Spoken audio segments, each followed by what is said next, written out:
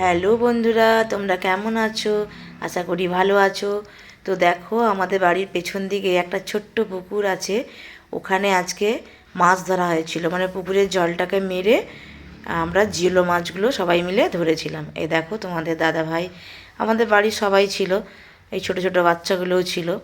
তোমরা তো জানোই আমরা গ্রামে থাকি, তাই আমাদের পুকুরে মাছ ধরা থেকে শুরু করে বাগান তৈরি করা সব কাজই আমরা করতে পারি।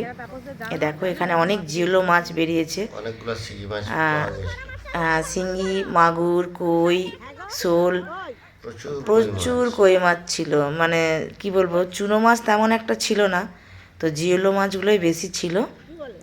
তো ভাবলাম পাঙাশ একটা মাছ। ভিডিও বানিয়ে তোমাদের কাছে শেয়ার করি। আমাদের এই পুকুরে কত মাছ ধরা হয়েছে সেটা তোমাদের আজকে দেখাবো। চলো তোমরা দেখতে থাকো। এ দেখো, আমরা মাছগুলোকে সব আলাদা আলাদা করে রেখেছি। এই হাঁড়িতে আছে কই সব মাছ। কই মাছ। এগুলো সব কই মাছ আছে। দাঁড়াও, জল দিয়ে ধুয়ে পরিষ্কার করা হচ্ছে। এই দেখো কত বড় বড় কই মাছগুলো দেখো। মোটামুটি এটা কতটা তোমরা দেখতে পাচ্ছ জানি না, এখানে মানে 5-6 কিলো কই মাছ ছিল।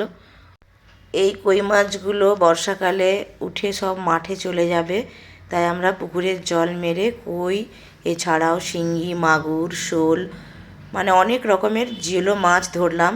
তো ভিডিওটা তোমাদের কেমন লাগলো প্লিজ জানিও। আজকে এই পর্যন্ত, সবাই ভালো থাকো, টাটা।